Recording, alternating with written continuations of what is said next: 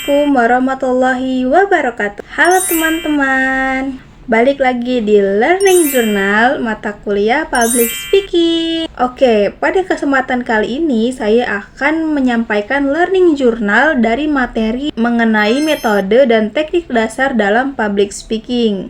Dari materi ini, saya belajar bahwa public speaking bukan hanya sekedar kemampuan berbicara di depan banyak orang. Public speaking adalah proses komunikasi yang melibatkan berbagai unsur agar pesan yang kita sampaikan bisa dipahami oleh audiens. Melalui pembelajaran ini, saya mulai memahami bahwa untuk menjadi pembicara yang baik, kita tidak hanya perlu keinginan, tetapi juga perlu memahami metode serta teknik dalam menyampaikan pesan.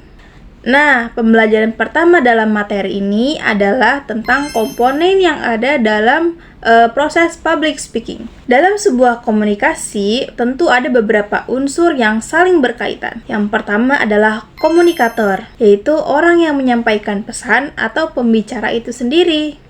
Kemudian ada komunikan, yaitu orang yang menerima pesan tersebut. Keberhasilan dalam public speaking itu bisa dilihat dari bagaimana audiens menanggapi dan memahami pesan yang disampaikan. Nah, materi ini juga menjelaskan bahwa public speaking terdapat beberapa metode yang bisa digunakan oleh pembicara. Nah, metode yang pertama yaitu ada impromptu, yaitu berbicara secara spontan tanpa persiapan sebelumnya.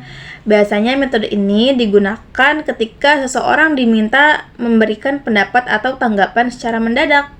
Metode yang kedua yaitu ekstemporan. Pada metode ini, pembicara biasanya sudah menyiapkan poin-poin atau garis besar materi terlebih dahulu, tetapi ketika menyampaikan materi tidak membaca teks secara langsung. Metode yang ketiga yaitu manuskrip, yaitu metode berbicara dengan membaca naskah yang sudah disiapkan sebelumnya.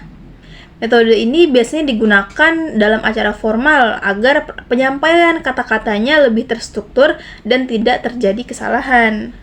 Nah, metode yang terakhir yaitu memoriter, yaitu metode dengan cara menghafal materi yang akan disampaikan. Nah, selain metode, ada beberapa teknik juga nih yang perlu diperhatikan ketika berbicara di depan umum. Teknik pertama yaitu teknik verbal, yaitu bagaimana kita memilih kata-kata yang tepat ketika menyampaikan pesan. Teknik yang kedua yaitu teknik vokal. Nah, teknik vokal itu bagaimana cara kita menggunakan suara, seperti intonasi, volume, serta kejelasan dalam berbicara. Dan yang ketiga adalah teknik visual.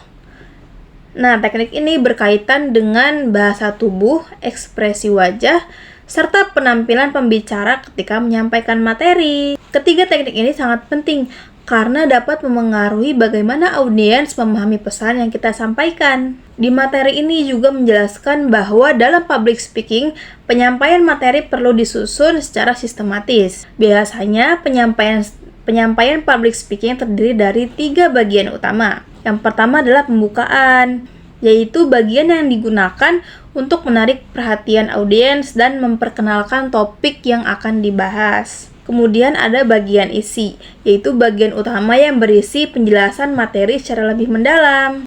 Dan yang terakhir adalah penutup, bagian yang berisi kesimpulan serta pesan akhir yang ingin disampaikan kepada audiens. Nah, dengan struktur yang jelas ini, audiens akan lebih mudah mengikuti alur pembahasan yang kita sampaikan.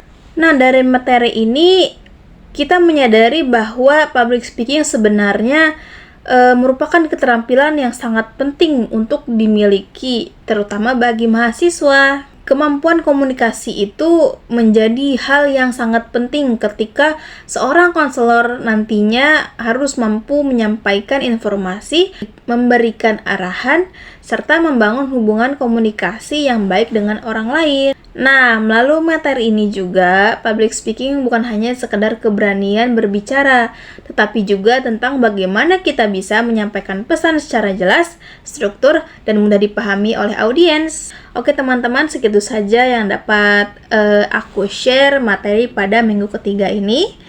Semoga bermanfaat. Terima kasih yang sudah menonton.